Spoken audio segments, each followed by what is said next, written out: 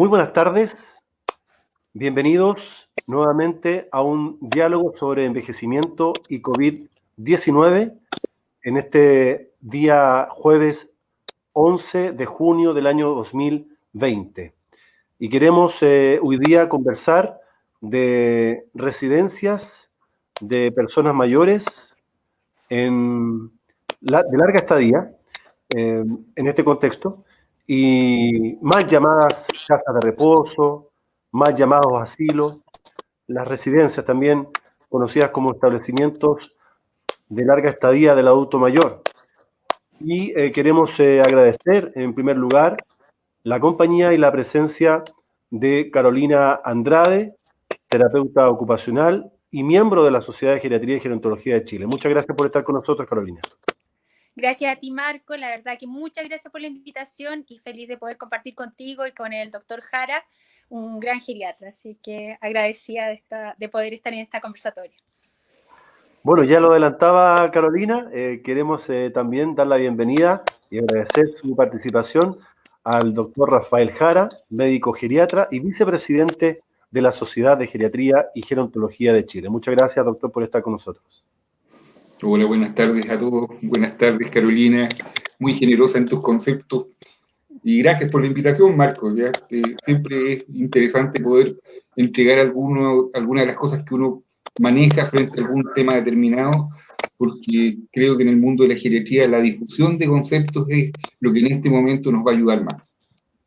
Bueno, y queremos redoblar el agradecimiento para ustedes dos, porque además han estado y siguen estando muy intensamente trabajando en este contexto, y en la actualidad están cumpliendo una tarea elogiable y encomiable desde el punto de vista sociosanitario. Así que el que se hagan tomado este tiempo para este programa es muy importante, sobre todo para quienes ya están conectándose a esta transmisión, como todos los días jueves, y queremos obviamente agradecer a quienes se están conectando, porque también son parte de este diálogo, y vamos a recibir sus comentarios y sus preguntas también para poderlas compartir de acuerdo a las posibilidades. En primer lugar, quisiéramos partir, Carolina y Rafael, con consideraciones generales en relación a COVID-19 en esta residencia de larga estadía de personas mayores.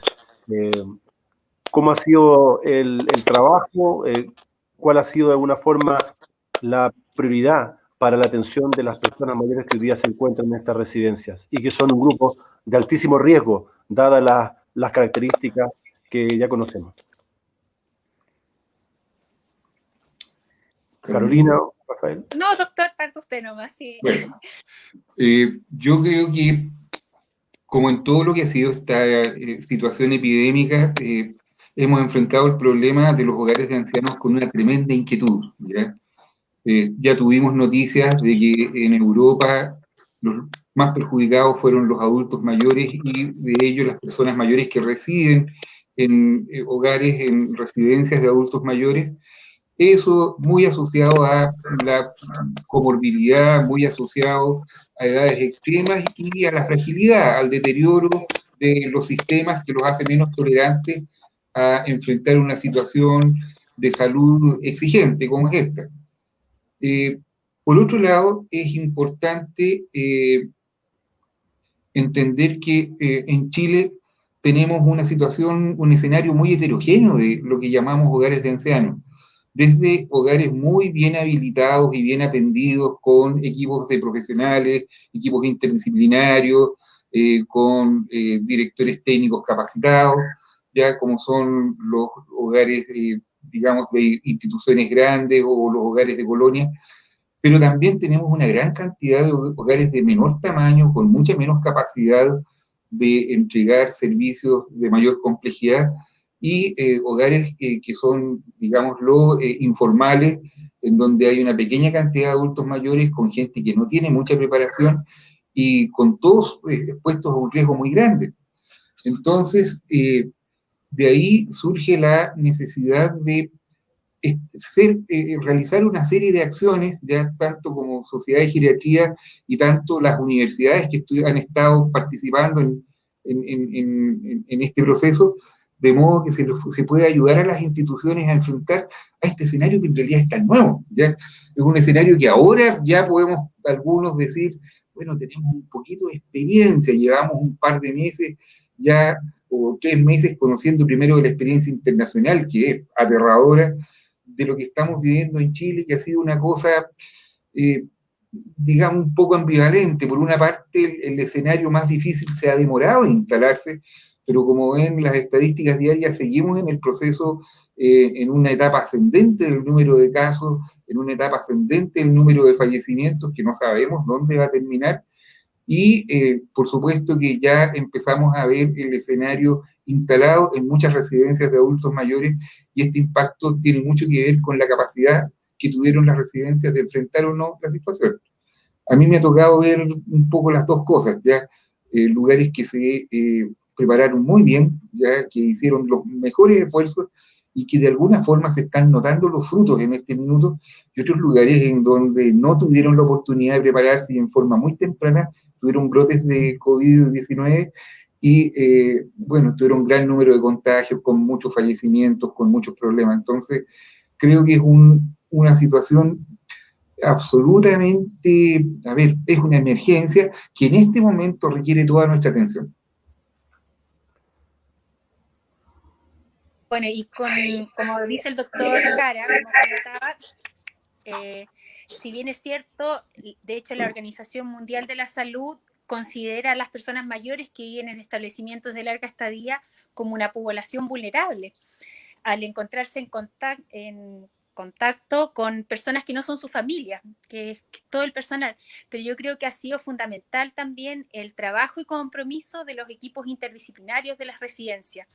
Yo he tenido la oportunidad de conversar también así con colegas, con profesionales, ya sean de instituciones privadas o fundaciones sin fines de lucro o de Senama, y yo creo que eso ha sido fundamental. Y el trabajo también que ha tomado, bueno, la directora técnica, que es la que debe encabezar esto, para que se cumplan todas las medidas, ya sean de prevención para el personal y las personas mayores, así también para poder entregar una buena atención y el manejo del COVID dentro de los ELIAM. Y para esto yo creo que ha sido fundamental el trabajo que ha realizado Senama en conjunto con la Sociedad de Geriatría y Gerontología de Chile, y alineamientos también con el Ministerio de Salud para crear estos protocolos que han sido implementados en las distintas residencias, que ha sido de gran apoyo lo que comentábamos, porque si bien es cierto, como hay instituciones que están preparadas, que se han preparado y han creado sus propios protocolos, otras los llegó de sorpresa. Entonces, tener estas guías que han sido como clave y fundamental, yo creo que para el apoyo del personal y para que las personas mayores puedan entregarle un bienestar también. Es cierto, la situación que viven las personas mayores en la residencia también es heterogénea, así como el envejecimiento en Chile, muy heterogéneo. Entonces, como decía el doctor Jara, hay residencias que han estado más preparadas, que se encuentran mejor equipadas, que tienen más experiencia, y otras no. A eso, sin mencionar la lista de espera que hay hoy día, la gran demanda que hoy día sobre estos servicios en Chile, tanto públicos como privados, que no dan abasto. Entonces la situación se hace mucho más compleja hoy día, pero ¿cuál sería en ese sentido, doctor y Carolina, la mirada para poder avanzar y poder acotar el impacto negativo, de alguna forma minimizar el impacto que significa la pérdida humana y de alguna forma el daño, o sea, poder minimizar el daño de lo que significa el COVID en la residencia? Sí, adelante, Carolina. Sí, siga nomás. Bueno, como comentaba también, el tema de la capacitación e implementación de estos protocolos, ya sean los protocolos que son propiamente tal de la institución o los protocolos en los cuales se trabajó, que ha sido primordial. Yo creo que ir trabajando y nos dan como distintos lineamientos, como por ejemplo el tema de la implementación de protocolos de sanitización y limpieza, la activación de redes sociales. Yo creo que esto ha sido fundamental para fortalecer ya sea las redes sociales o las redes sanitarias. también cumplir con el plan de vacunación contra la influenza, por ejemplo, revisar constantemente los suministros de ya sean alimentos, pañales, los medicamentos, por ejemplo, para los residentes, que hoy en día con el trabajo de las redes, con el CEFAM, que los llevan a las residencias para que tengan un stock de 30 días, por ejemplo, los residentes que tienen patologías crónicas, hay un sinfín de cosas que han ido ayudando o consideraciones que se han realizado para la prevención y el cuidado del manejo de los residentes, así como también, por ejemplo, los trabajadores que al ingresar, hoy en día se les toma la temperatura, deben contar con un espacio en el cual puedan cambiarse la ropa. Antiguamente muchos llegaban vestidos desde la casa y se trasladaban. Hoy en día está prohibido que puedan andar o transitar en la vía pública con el uniforme. Entonces, y su ropa la sacan, y incluso en muchas instituciones se tienen que duchar y ponerse el uniforme queda en la residencia para que se lava, que no tenga como una contaminación. Esas son, bueno, algunas y algunos ejemplos de consideraciones que se han tomado en las residencias. Sí, en relación justamente a los protocolos, los cuales también ha trabajado la sociedad, como lo mencionaba el doctor Jara, junto al Senama y el apoyo del MinSal. Esos protocolos son públicos, hoy día están en la página web de la Sociedad de Geriatría y Oncología de Chile, pero sería interesante también, doctor, poder abordar otro de los aspectos que están presentes en estos documentos. Sí, yo creo que los documentos son bastante claros en términos de entregar instrucciones muy precisas y muy concretas respecto a cosas tan fundamentales como cómo mantener un stock de insumos, cómo mantener una nómina de personal y una distribución del trabajo, cómo tiene que realizarse, cómo tiene que ser la relación con los proveedores, cómo tienen que llegar los objetos que ingresen al hogar o no, recomendaciones para la convivencia de los mayores, ¿ya? Y recomendaciones sobre todo para el manejo de casos sospechosos, ¿ya? O casos confirmados, traslados al hospital, regresos de alta, fallecimientos y todos los elementos que están claramente establecidos. En las guías se establece muy bien cuáles son los elementos de protección personal, ya todos tienen que tener mascarilla, tienen que tener escudo facial, pechera, guantes, tienen que tener los demás insumos para poder mantener el aseo, cómo manejar los objetos, los alimentos, la basura, y cómo poder hacer todo eso minimizando al máximo el riesgo de contagio, ¿ya? El otro aspecto que a mí me parece fundamental es la guía para detectar casos en los adultos mayores de los hogares. Nosotros tenemos la noción general, una vez que ya vamos conociendo la patología, que hay características clínicas que nos van guiando, como cuadros febriles, dolor de garganta, dolor de las articulaciones, compromiso de estado general, pérdida del olfato, del gusto, decaimiento general y, lo que es más importante, dificultad respiratoria. Pero recordemos que los mayores suelen tener presentaciones atípicas de las enfermedades, y dentro de lo que es las poblaciones de adultos mayores que viven en hogares de ancianos, esto aparece en la literatura internacional, son los que más presentan patología más atípica. Entonces, esperar un pic febril, esperar fiebre en una persona en esta situación es difícil. Esperar un dolor intenso como una odinofagia, un dolor de garganta, puede que no se dé. Puede que tengamos otro tipo de cuadros, como un delirium, desorientación temporespacial, cambios de carácter, compromiso de conciencia, o manifestaciones en otros sistemas, porque siempre lo atribuimos a los respiratorios. Pueden haber cuadros de tipo renal, cuadros neurológicos, cuadros cardíacos, ¿ya?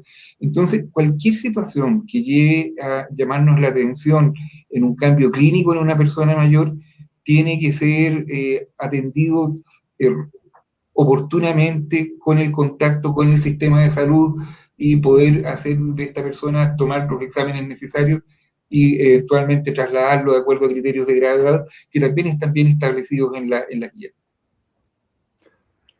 Doctor Rafael Jara, médico geriatra, vicepresidente de la Sociedad de Geriatría y Gerontología de Chile, junto a Carolina Andrade, terapeuta ocupacional y miembro también de la Sociedad de Geriatría y Gerontología de Chile, conversando de personas mayores en residencias de larga estadía y COVID-19. Si es complicado hoy día este aislamiento físico y no social para las personas mayores autovalentes, imaginémonos cómo debe ser para aquellos que están hoy día en este tipo de residencias. Carolina, ¿cómo podemos justamente hacer que este aislamiento sea solo físico, pensando en las redes sociales, pensando en las redes familiares y comunitarias?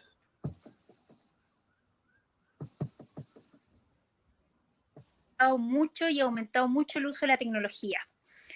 Si bien es cierto, como comentábamos, hay una gran población de personas mayores que no cuenta con una red social. La familia no está presente, están solos, pero se han buscado alternativas. O sea, por ejemplo, el uso de la tecnología, las videollamadas, videos que envían los familiares, reuniones por Zoom, por Meet.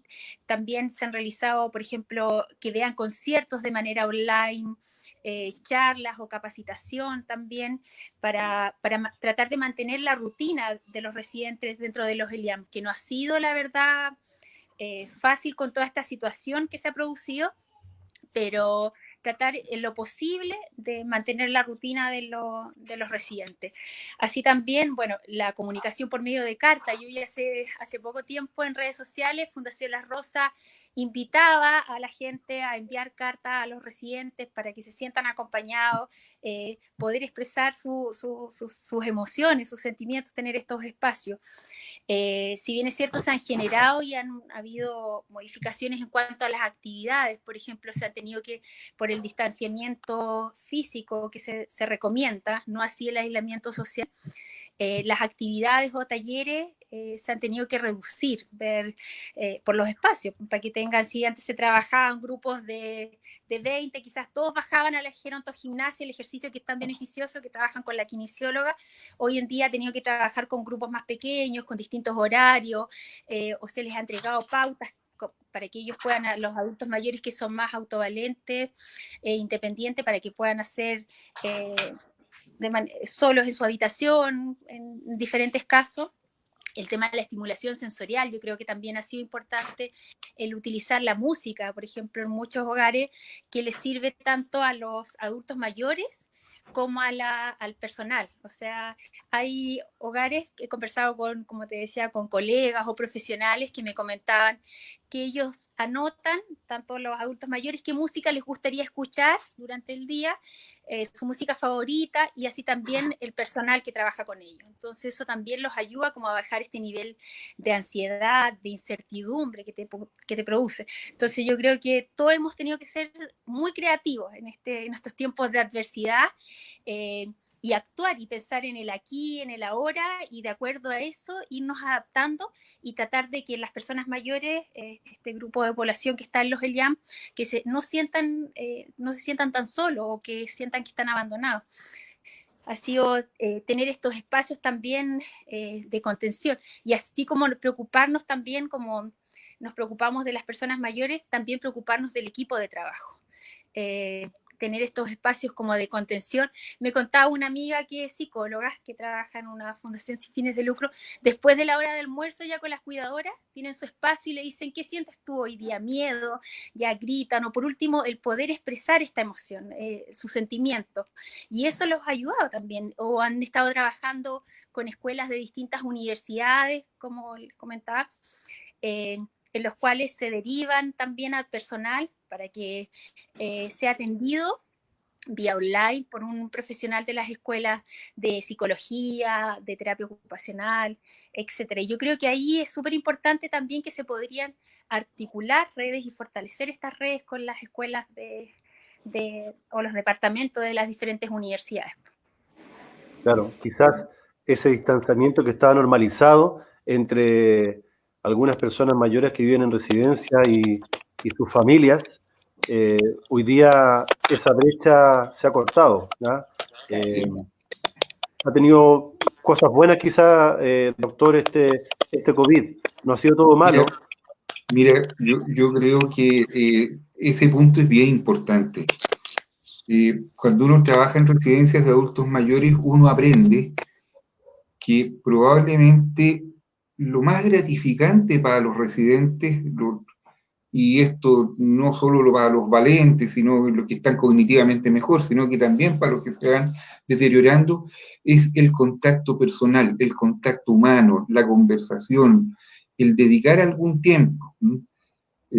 Uno cuando hace consulta con adultos que están en un hogar, tiene que ir dispuesto a, claro, atender el problema físico que tenga o la molestia, que habitualmente es una cosa menor, porque cuando es más complejo se traslada a un lugar de mayor capacidad resolutiva, pero en realidad uno tiene que ir dispuesto a conversar un minuto, a hablar de los intereses, a conocer a la persona, a saber qué es lo que les interesa y cómo manejarse. Voy a hacer una infidencia. Yo trabajo en el hogar español, ¿ya? Y en el hogar español hay gente con características muy distintas, ¿ya? Hay catalanes, hay vascos, hay personas que son de distintas comunidades o que tienen distintos intereses, ¿ya?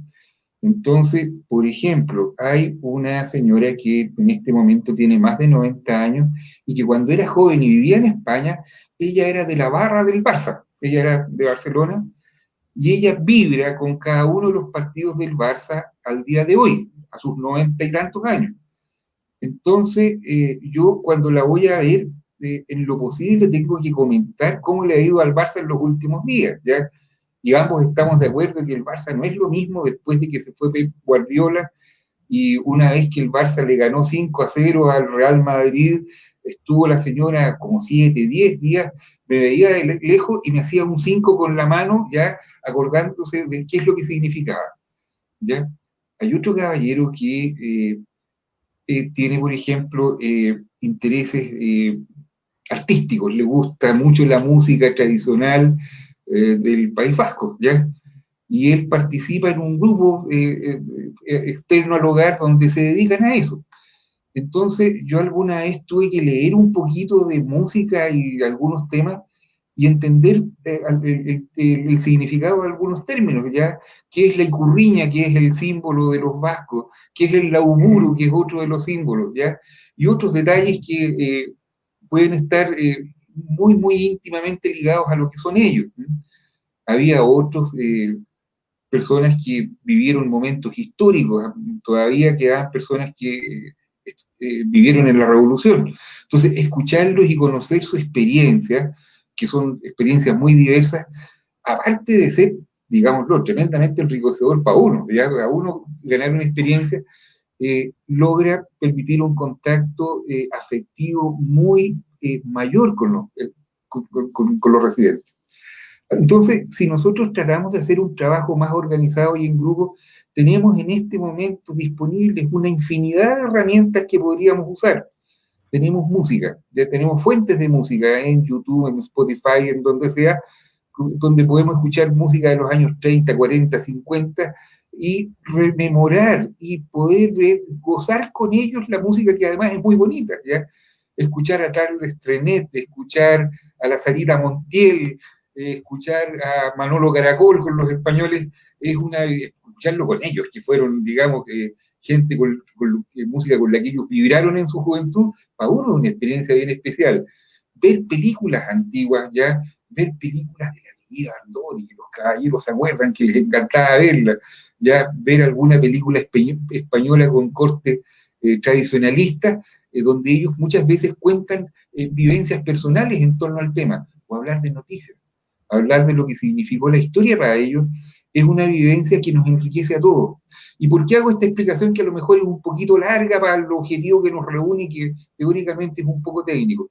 Lo digo porque cuando tenemos la oportunidad de hablar con personas mayores, nosotros nos enfrentamos a un mundo personal que habitualmente es rico, tiene la riqueza de la experiencia, de haber vivido un montón de situaciones. Y cuando logramos comunicarnos, nosotros no tenemos un paciente, no me atrevería a reducirlo a la condición de paciente, sino que es un acompañante de la vivencia de vida laboral nuestra con el vivenciar del envejecimiento de ellos, en donde podemos interactuar, entregar ideas, entregarnos experiencias y entregar afectos. Porque uno, ¿qué es lo que hace? Uno les explica lo que a ellos les pasa, uno les puede dar respuesta a sus inquietudes, uno puede apoyarlos en sus temores, puede apoyarlos en sus dudas, ¿ya?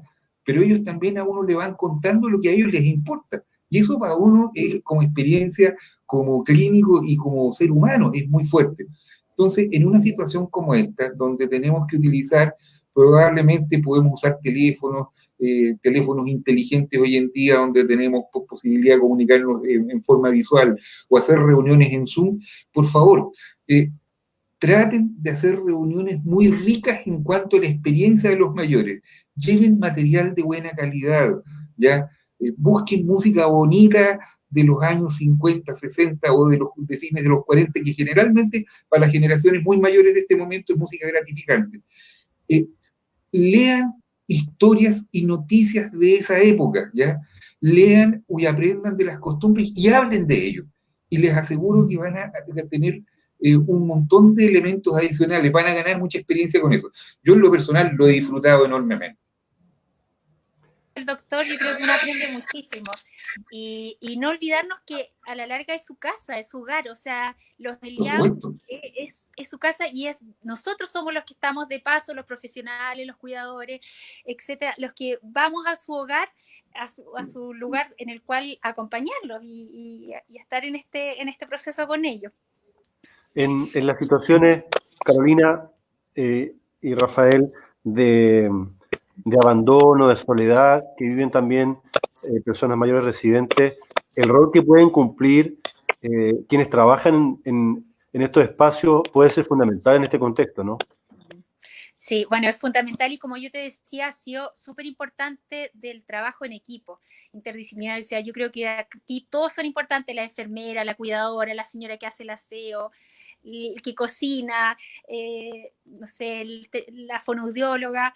Es fundamental el apoyo para que no sientan esta soledad, este aislamiento y este miedo también, que yo creo que se produce con toda esta pandemia, que ha sido súper difícil de conllevar. Y como dice el doctor, el darles la posibilidad, si bien es cierto, no se quiere modificar la rutina dentro de los ELIAM, que ya son rutinas establecidas, pero en los casos que se realizan, buscar actividades que sean de su interés. Quizás ya no se pueden juntar grupos más masivos, pero sí entregarles, se conocen, hay evaluaciones que se realizan y uno conoce a los residentes y de acuerdo a eso, proporcionarle distintos tipos de actividades que sean satisfactorias, así como la música, que es algo tan simple.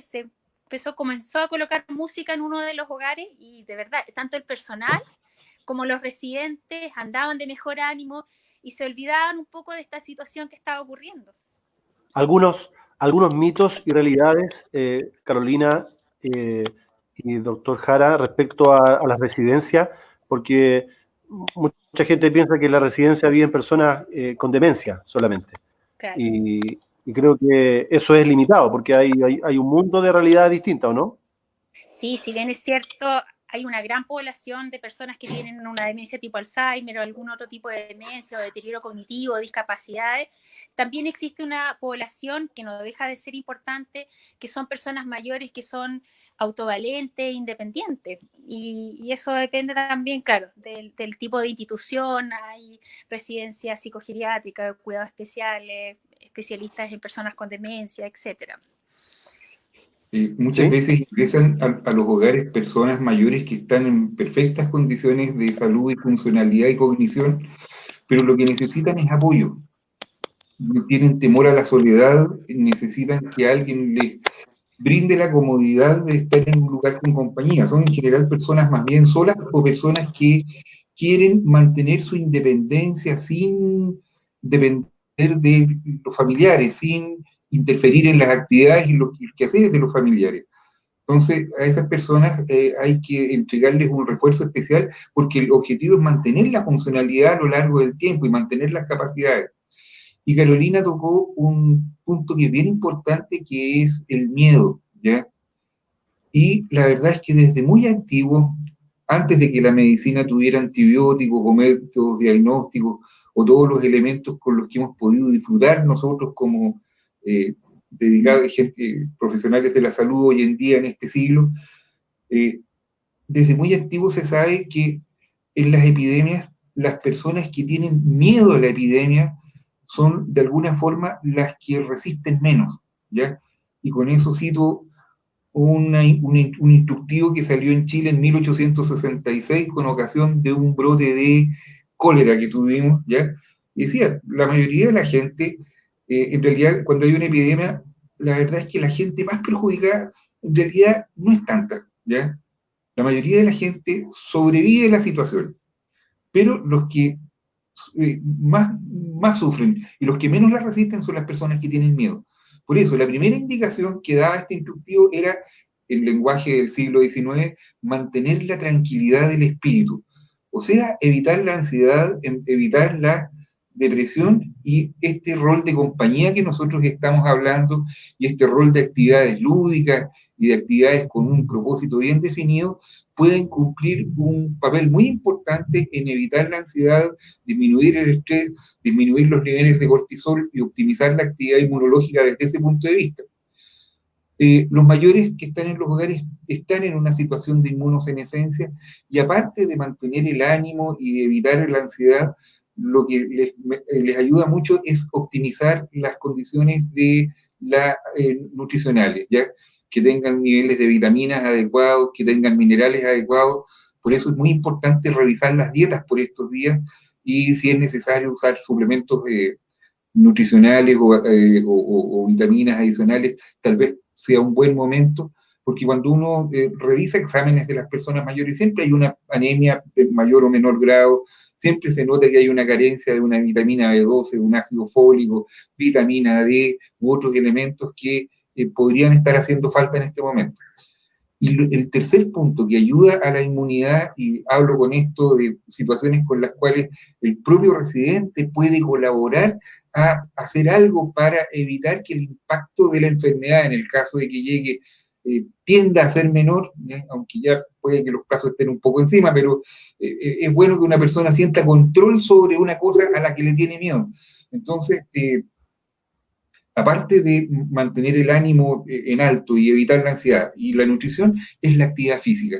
Mientras más ejercicio haga una persona mayor, mientras más se mueva, en mejores condiciones va a tener su sistema respiratorio, va a tener su sistema metabólico, va a mejorar un montón de variables que sería largo enumerar en este minuto, pero que lo pueden ayudar a enfrentar mejor una enfermedad COVID-19 como puede ser en este minuto.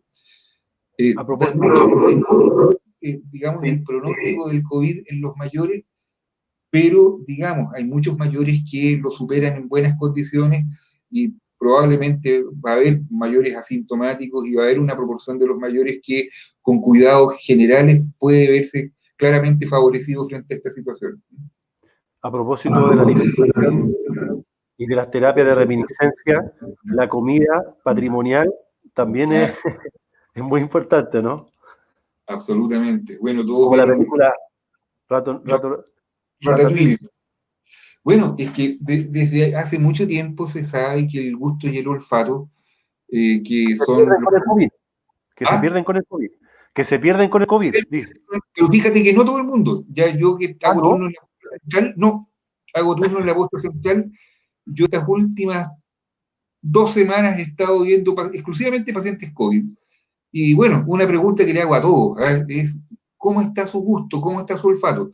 Hay muchos que me hablan, me describen una disminución del olfato y el gusto, algunos una pérdida total, absoluta, ¿ya? Pero muchos me dicen que sienten una distorsión del gusto y el olfato, pero muchos no, muchos han mantenido el gusto y el olfato en condiciones más o menos estables.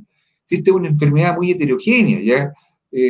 A mí me ha tocado ver, todo el mundo está pensando en el síndrome respiratorio, pero me ha tocado ver miocarditis provocadas por COVID en personas jóvenes que tienen un curso muy difícil, ya con arritmias, con insuficiencia cardíaca, pero que después mejora. Me ha tocado ver problemas renales, ya por supuesto que el componente neurológico es importante, ¿ya? Pero en general para las personas que tienen que cuidar la alimentación en la medida que tengan el gusto y en la medida que vean reflejado con sus hábitos, con comida sabrosa, con comida atractiva, van a estar mejor nutridos, y ese es un punto súper importante en este rato. Y estamos hablando de lo que hay que hacer antes de que les dé el COVID, o sea, antes de que pierdan el gusto y el olfato, que aprovechen. Eso. El doctor Rafael Jara, médico geriatra y vicepresidente de la Sociedad de Geriatría y Gerontología de Chile, y Carolina Andrade, terapeuta ocupacional, también miembro de la Sociedad de Geriatría y Gerontología de Chile. Les quiero comentar que hemos recibido una decena de comentarios, todos muy positivos frente a este tema y a los invitados que nos han acompañado hoy día.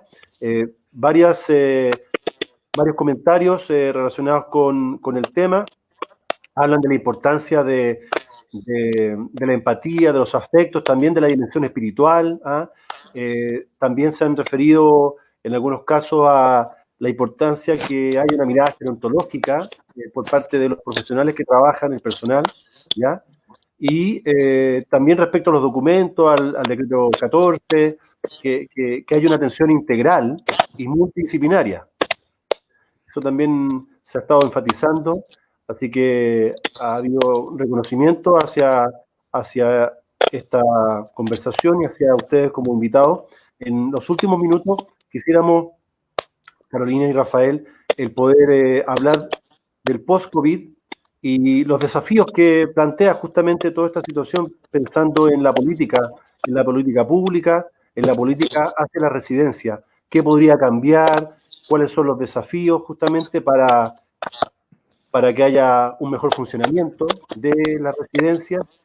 También para evitar el maltrato, tantos casos de maltrato que uno ve por las noticias, que lamentablemente que hay problemas, a veces hay dramas también que nos enteramos justamente por el funcionamiento clandestino de algunas residencias que no son tales, la atención o la importancia de la fiscalización, de monitoreo, si esto debe ser entre Senama y Salud, o solamente Senama.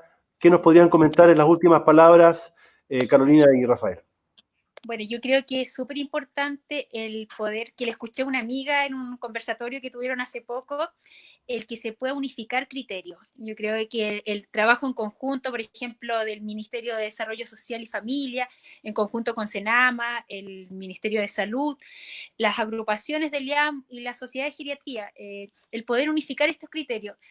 Y recuerdo el ejemplo que una psicóloga dio también, por ejemplo, en muchas residencias es súper bueno tener un canario, en una residencia hay un canario, quizás para el Senama no tiene mayor dificultad, pero para el Ceremi tú no puedes tener una mascota. Entonces, por eso yo creo que es importante el poder unificar estos criterios. Si bien es cierto, tener el canario en el hogar desde el punto de vista terapéutico es súper bueno, para los residentes le hace muy bien, adquieren rol el que le entrega la alimentación, etc.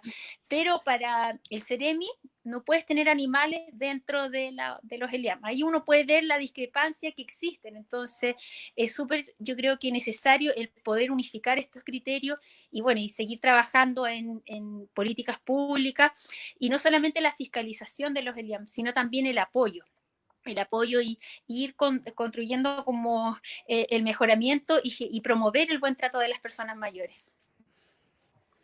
Doctor Jara. Sí, yo creo que el post-COVID es un tremendo tema que yo creo que hay que abordar, además que nos da el optimismo de ver que esta cosa en algún momento va a pasar, digamos, ¿ya? Y espero que nos deje como herencia el hábito de reunirnos en situaciones como esta, que es mucho más fácil juntarse y poder conversar de distintos temas. Yo diría que primero un tip práctico: cuando pase el COVID y la gente vuelva a salir a la calle, los mayores vuelvan a salir a la calle, van a estar desfuncionalizados, van a tener menos capacidad física y van a tener mayor riesgo de caída, ¿ya? Seguramente la sarcopenia, la disminución de la masa muscular y la habilidad de realizar movimientos más complejos va a estar disminuida. Así que sería muy bienvenida algún tipo de iniciativa de la sociedad junto con los ministerios que hemos mencionado, que, digámoslo, nos han apoyado durante nuestro trabajo en todo el último tiempo. Hemos tenido una relación recíproca muy buena. Sería muy bueno ir preparando un plan de salida en esos términos, ¿ya? de entrenamiento físico y de educación a la población. Y respecto al trabajo de las residencias hacia el futuro, tal como dice Carolina, hay que entregar apoyo. Cuando uno revisa los reglamentos y ve que las instituciones gubernamentales en general tienden a dedicarse a chequear que las cosas estén bien, y en el fondo asumen un rol fiscalizador, que puede ser un rol que se acompaña de sanciones, y una situación que genera mucha inquietud en la gente que trabaja con residencias de adultos mayores. Creo que debemos cambiar el switch a educar y a apoyar y a enseñar cómo se hacen las cosas bien. Nosotros en general tenemos mucha literatura de cómo, por ejemplo, manejar elementos de calidad en los hogares, en las residencias, qué cosas indican cuando un hogar está llevando bien las cosas, cuando no. Por ejemplo, un hogar lleva bien las cosas cuando no tiene úlceras por presión. Un hogar lleva bien las cosas cuando tiene un índice de caídas bajo, y si esas caídas no tienen fractura también ayuda. Cuando hay menos crisis de tipo emocional y menos gente cae a tener depresión, cuando tiene programas bien estructurados, cuando si tiene profesionales, estos profesionales se reúnen haciendo reuniones de equipo interdisciplinario. En fin, hay mucho que enseñar, educar, ejemplos que difundir, y cosas con las que se puede apoyar, cosas muy simples, y no tener una actitud muy, digamos, demasiado amenazante en torno a los hogares que no tengan todos los recursos. ¿Ya? Creo que vivimos en un tiempo en que tenemos suficientes dificultades como para aumentarles las dificultades a otras personas. Nosotros creo que en la medida que seamos grandes apoyadores, podemos hacer un trabajo bastante más exitoso. Y creo que las políticas públicas en ese aspecto pueden ayudar. Pero las políticas públicas, ¿qué hacen? Estas normas. El conocimiento y la práctica tienen que emanar de la gente que trabaja en las instituciones, entregando experiencia y entregando conocimiento adquirido de modo formal, a través de la literatura clínica, a través de digamos, las distintas formas de educación médica que tenemos, ¿ya? Acceso a bibliotecas, asistir a congresos, asistir a cursos donde se realicen actividades en torno a los adultos mayores que viven en residencia, o al manejo de hogares, y eso aplicarlo e incorporarlo a algún conocimiento que se haga coherente y que se haga fácil de difundir dentro de las residencias de los mayores, que son muchas en el país y que yo creo que esperan mucho de nosotros. Así es, bueno, algo que no es una política pública, pero que se podría implementar con mayor rapidez y celeridad, sería el buen trato hacia las personas que viven en residencia, y ese es el gran desafío de nuestra sociedad, de la sociedad civil.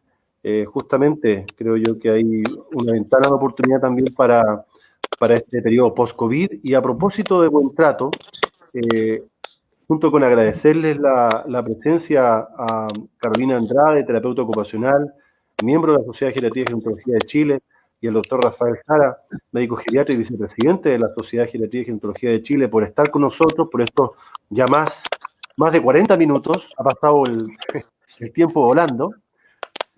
Junto con agradecerles, y también a quienes han estado presentes y van a revisar también este video on demand, les quiero a todos invitar para una emisión extraordinaria el próximo día lunes 15 de junio, porque el próximo día lunes 15 de junio, como todos los años, se conmemora el Día Mundial de la toma de conciencia contra el abuso y el maltrato en la vejez.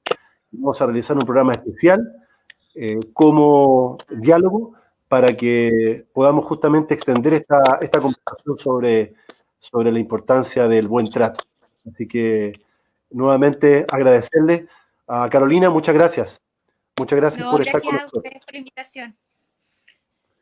Y al doctor Rafael Jara, nuevamente infinitas gracias, sobre todo porque yo sé que usted está de turno, no para el trabajo incesante, y por entregarnos, por donarnos este tiempo para estos diálogos. Muchas gracias. Es sumamente agradable poder participar en estas reuniones, y por supuesto yo estoy muy agradecido en realidad de que me hayan invitado. Ya. Bueno, muchas gracias nuevamente, y nos volvemos a encontrar entonces el próximo día lunes a la misma hora, 7 de la tarde, emisión extraordinaria de estos diálogos sobre envejecimiento y COVID-19 desde el fanpage de la Sociedad de Geriatría y Gerontología de Chile. Muchas gracias y buenas noches.